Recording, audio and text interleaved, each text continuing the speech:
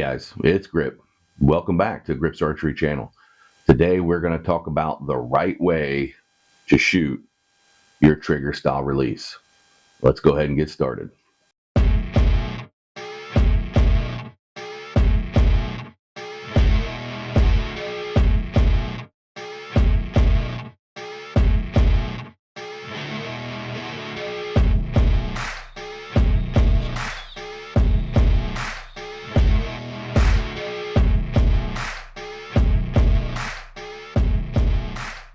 All right, so in the archery world, there are a variety and style of releases that are out there.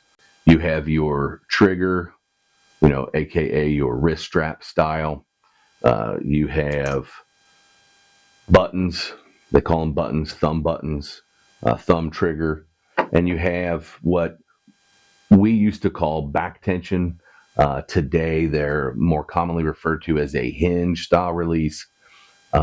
Today, we are going to focus primarily on the trigger style, your wrist strap style, and we'll touch a little bit on your thumb buttons. All right. So before we do that, I want to talk about how I came to learn the proper way to shoot this style of release. And so naturally, I'm going to tell a story. I know, big shocker. Hey, Grip's going to tell a story. Speaking of stories, if you like stories, don't forget, check out my book, Behind the Riser, 30 Years of Hunting and Competitive Archery Stories. Okay, that's all for that. Well, let's go ahead and get back to talking about releases. So I started off similar to everybody else, got a mechanical release, and I'm guessing the way the overwhelming majority of people who use releases, I started shooting it improperly. And by that, I mean, for lack of a better term, I punched the trigger. I used to set the trigger as light as I could get it, and I would put my pin on the target, and when that pin was where I wanted the arrow to go, I'd hit that trigger. And those releases were, it didn't take much, man. I put a little bit of pressure on it and it was gone. And every now and then, and if you've ever done this, you know what I'm talking about, you'd flinch. And that is where I kind of looked at what the way your long range or your precision rifle shooters, how they pull their trigger. And they always talk about squeeze the trigger. And so I got into the habit and I taught myself to get away from the punch, the slap, the hammer, whatever you want to call it, to get away from that and to slowly squeeze the trigger. And so I did that for years and I had some pretty good success. And one year at the IBO World Championships, I was putting on a demonstration of mediocrity. And I noticed that most of the people that I was shooting against were all shooting, a lot of them were shooting a hinge or a back tension, whatever you want to call it, that style of release. And so I got to thinking, well, you know how we are as archers. You want to fix a problem, you buy more equipment, you buy different equipment. So there I am, Snowshoe Mountain, walking around the vendors, thinking that I'm going to fix my scoring woes with new equipment. And I wander by the Scott Archery booth. So this was back when Brian Jones just started with Scott Archery, and they used to come to the show in a little trailer, and they would drop the door down and set up a table, and they had their releases and everything right there out of that little trailer. And I walked up, and that was the year that Scott Archery first came out with the Longhorn. And for those of you who know, the Longhorn is a hinge style release. And I was playing with this nice brass handled Longhorn. And so I started talking with Brian. And he says, "You looking at a release?" So yeah, I was thinking about going to a back tension. And he looked at me and he said, "What are you shooting now?" And at that time, I was shooting the first model of the Scott Rhino. And for those of you who don't know, Scott Rhino was the first release that Scott offered that was designed specifically to be shot with a string loop. When I started shooting, we didn't do string loops. Your release went right onto the bowstring. There were even some releases that had a loop on them, and the loop went around the bowstring, and there was a post, and the trigger would let the post swing free, and the rope would swing free, and that's how you shot it. And some of your first back tension or hinge style releases had a rope loop on them. So he said, "What are you shooting?" And I said, "I'm shooting a Rhino." And he said, "Well, how do you shoot it?" I said, I shoot it pretty well." He said, "That's not what I mean. Describe to me how you shoot that release." And I said, "Well, I come back, I get to full draw, I anchor in, I lock my shoulders in, I stay back on the wall, I bring my finger around on the trigger, and I hold the pin, and I slowly squeeze the trigger, holding the pin, and I slowly squeeze the trigger until that release goes off." And he looked at me and he said, "You don't need a back tension." And it took me by surprise, because here's a guy who makes his living selling releases. This is his new flagship model. I'm getting ready to drop a lot of money on this new release. And he looked at me and said, "You don't need that release." And he said, he said that Rhino is every bit as accurate, if not more accurate, than any other release out on the market. And he said, "The way you shoot it is the way you're supposed to shoot that release. You don't need a back tension release." And I said, "Okay." So from that day on, I said, "Okay, I'm going to stick with what I have." And over the years, I have acquired a lot of different releases, and I have made myself every shot. I have made myself be a trigger squeezer and not a trigger puncher. There are some of you watching this, and you might be thinking, "I'm a trigger puncher and I do okay," and that's fine. And there's always an exception to the rule. But um, what happens when you punch that trigger? And it's the same principle when you take your large calibered revolver and you hand it to your buddy and you leave one of those cylinders open. And when that hammer falls on that empty cylinder and you see him flinch and there's no recoil, he's not getting a good form and follow through on that shot. And what happens when you punch the trigger? And I gotta say, if you're being honest to yourself, when there's been a time, I'm sure, where you go to punch that trigger and you flinched off the target. And what happens is when you shoot, you've taught yourself and your subconscious, you've taught your muscles to prepare for the recoil of that bow. And when you go to punch, if your timing in between triggering the release and your muscular preparation for recoil, if that timing isn't perfect, you flinch and you prepare for recoil before that release is triggered. And I've done it and I've seen it done where you see somebody, they start to come out, the bow wants to go, and they trigger their release and they're off target by feet. I mean, we're talking missing an entire target. It happens. I've done it. I'm sure most of the people out there, most of the archers, bow hunters, I'm sure they've done it. And that's because they're punching the trigger. And I guarantee you it's going to happen at the absolute worst time possible. If you are a puncher, it's going to eventually, um, it's going to rear its ugly head. And for some people, it leads to target panic. because when you punch, might sound like Yoda here,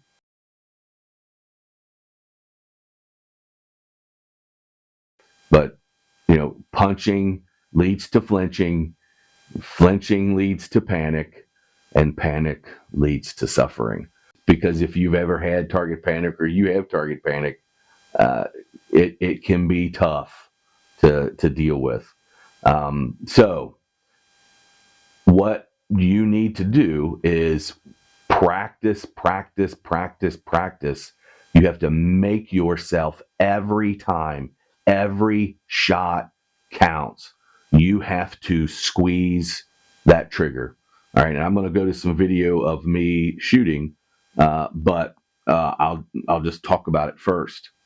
I tell people all the time, if you were in my brain when I'm at full draw, my sequence is I come in, I lock in, I hit that wall, I relax the shoulder, your deltoids, your shoulder group, but my shoulder blades are locked in. And I try to relieve the tension in my shoulders and elbows. And I want my shoulder blades to hold it back on the wall.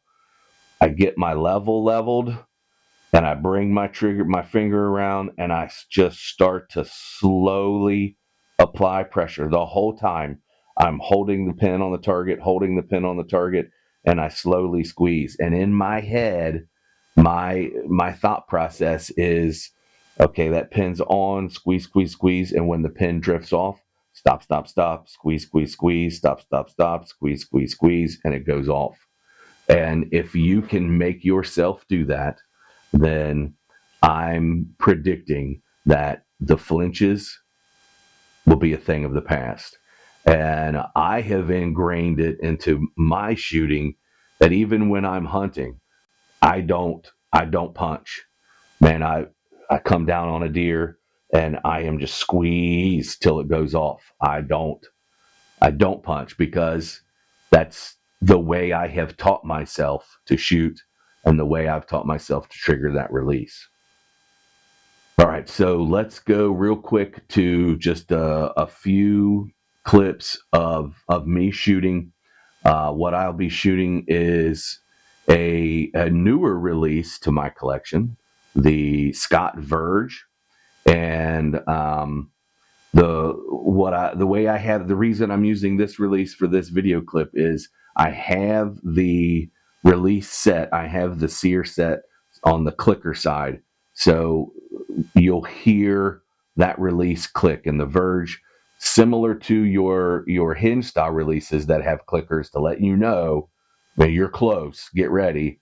The Verge has that as well, and I've set it so that it is, when it's locked in, it's close.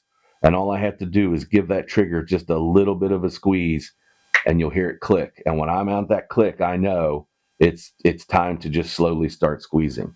All right, so let's go to the video clips of me shooting the Verge. All right, now I'll come to full draw. I'll get my pin settled. I'll get the sight level.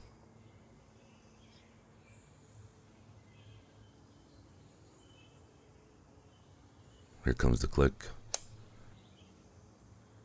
And then the slow squeeze. All right, let's watch one more. Same thing. Right after the click, watch my fingertips start to slowly bend, and then the shot.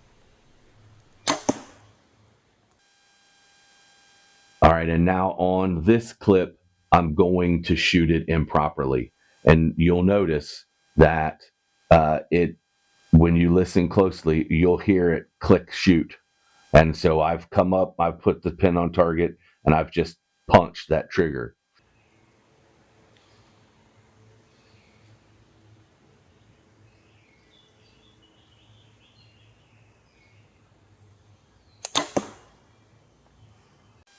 That is what I'm talking about. If that's the way you shoot, then my recommendation is you need to stop doing that today and start practicing the art of the squeeze.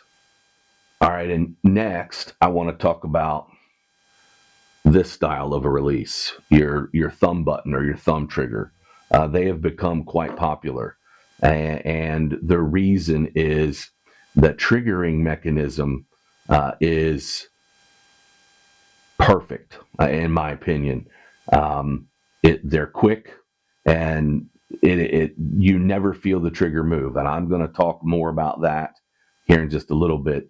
But when I shoot this style of release, I do it the same way I would shoot a index finger trigger. Get it set, and I come in, and all I do is I just slowly, as that pin is on target, I just slowly put pressure on that thumb trigger, and I wait for it to go off. The idea is you want that shot to be a surprise. You won't have that flinch, and your follow through will be much smoother if you have that surprise. And that's the idea behind a hinge or back tension style release, is you really don't know. You just keep pulling and pulling until it goes off. And that's the idea behind that release. And if you practice, you can make yourself do that with a thumb button or an index finger triggered release. So, two ways that you can use the thumb button. Number one is you come in and when you pull, you're going to rock it back into your thumb. I have found that if you just squeeze the thumb, it'll go off, or you can also just make a fist. Okay. And so I'll do a quick demo. So here, if I just put pressure with my thumb, it goes off. All right. The other way is you get that get that post anchored into your thumb wherever you're comfortable, and you just make a fist. And when you slowly make that fist, it goes off. Okay.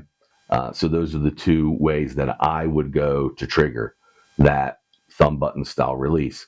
All the while, keep in mind that I am back and I am maintaining good shoulder blade pressure, squeezing those shoulder blades together, keeping back on the wall as best as I can.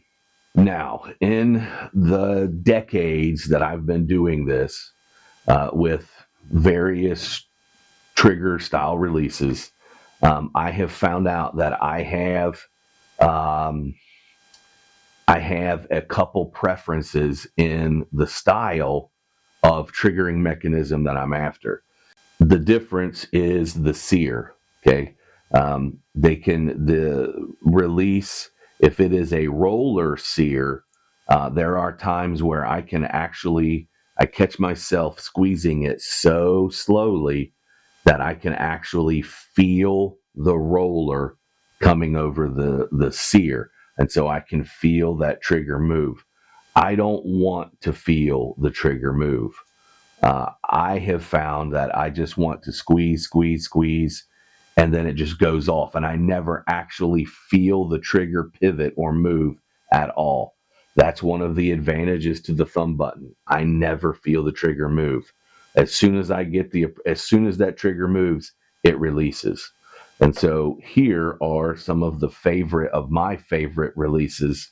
I've had this release for many years. It is the Scott Rhino XT, and it works on a standard sear, not a roller sear. So you can see I'm putting pressure on that hook. This is designed for a string loop, which I think almost all of us are shooting string loops on our bows. I think that's almost mandatory equipment now.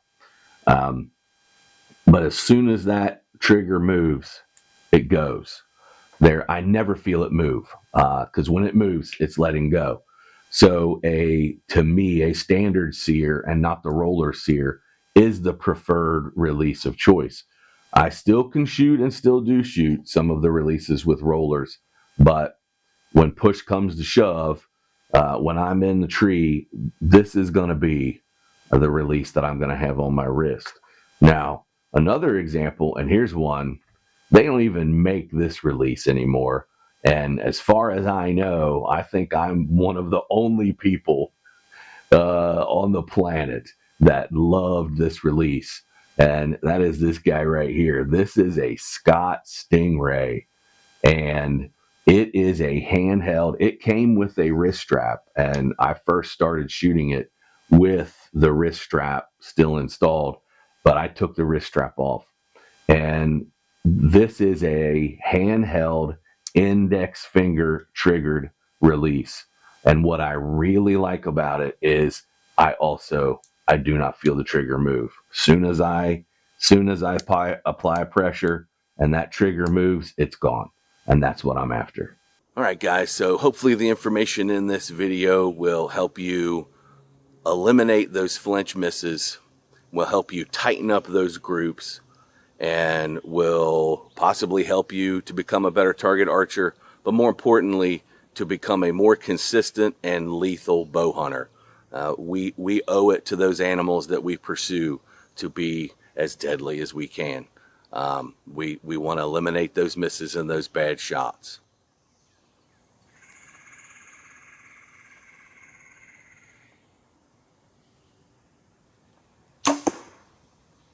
Still love that release.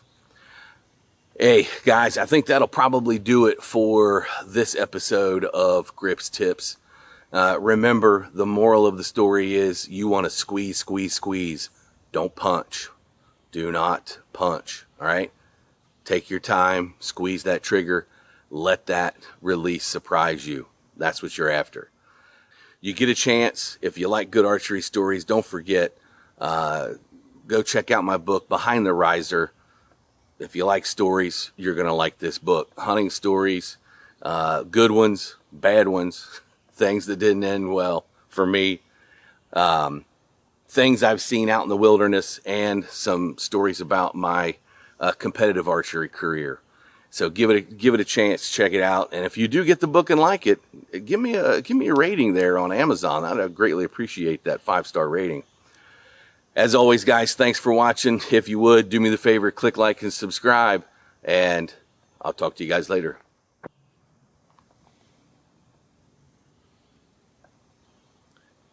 There's a deer blowing at me back there. I guess she's not a fan of Grips Archery.